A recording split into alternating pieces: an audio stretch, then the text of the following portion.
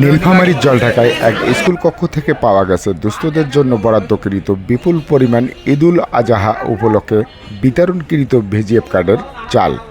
বুধবার রাতে উপজেলার 11 নং কৈমারী ইউনিয়নের গাবরল সিদ্দিকিয়া সরকারি প্রাথমিক বিদ্যালয় থেকে এসব চাল জব্দ করেন উপজেলা নির্বাহী কর্মকর্তা জাহিদ ইমরুল মুজাক্কিন।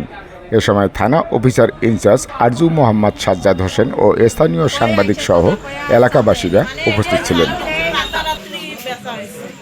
আপনাদের মাধ্যমে আমরা মূলত জানতে পেরেছি যে এখানে এই ধরনের একটা অনাকাঙ্ক্ষিত ঘটনা ঘটছে, যে স্কুলে যেখানে কালকে ভিজিএফের চাল বিতরণের জন্য নির্ধারিত ছিল সেই জায়গায় কিছু চাল রয়ে গেছে। আমরা যেটা অফিসিয়ালি রিপোর্ট পেয়েছি সেটা হলো কালকে চাল এবং আজকে ভিজিএফের বিতরণ শেষ হয়েছে সুষ্ঠুভাবে। তো যেহেতু সুষ্ঠুভাবে শেষ হওয়ার পরে এখানে কিছু অবশিষ্ট চাল আছে, তার মানে এখানে কিছু অনিয়ম অবশ্যই হয়েছে।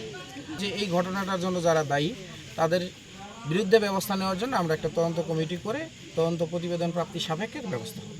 স্যার, সচিব মহোদয় এবং প্যানেল চেয়ারম্যান যারা দায়িত্বশীল ছিলেন তারা একটি কাগজ, এখানে সম্বলিত একটি কাগজ রয়েছে, সেখানে লেখা আছে যে উদ্বুদ্ধ কোনো কিছু নেই, চাল সম্পূর্ণ বন্টন হয়ে গেছে।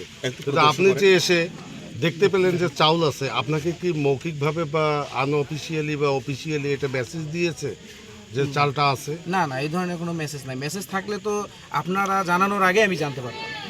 চাল উদ্বৃত্ত আছে এটা যদি আমাকে কেউ মেসেজ দিত তাহলে তো আপনারা এই জানানোর আগে, রাতে জানানোর আগে আমরা নিজেই জানতে পারতাম, তাই না? কিন্তু স্যার দেখেন যে এই কাগজের মধ্যে প্যানেল কাগজের সাথে বাস্তবে স্টকের মিল নাই দেখেই তো আমরা বলতেছি যে এখানে অবশ্যই একটা নিয়মের ব্যত্যয় বা অনিয়ম হয়েছে। সেটাই তদন্ত কমিটি বের করবে যে এটার জন্য কেউ জড়িত, কোন মেম্বার বা কোন চেয়ারম্যান বা কে জড়িত। যারা জড়িত তাদের বিরুদ্ধে ব্যবস্থা হবে। এটা স্পষ্ট যে কিছু একটা অনিয়ম তো হয়েছেই, না হলে আপনার বিতরণও শেষ রিপোর্ট দিচ্ছে আবার চালও রয়ে গেছে।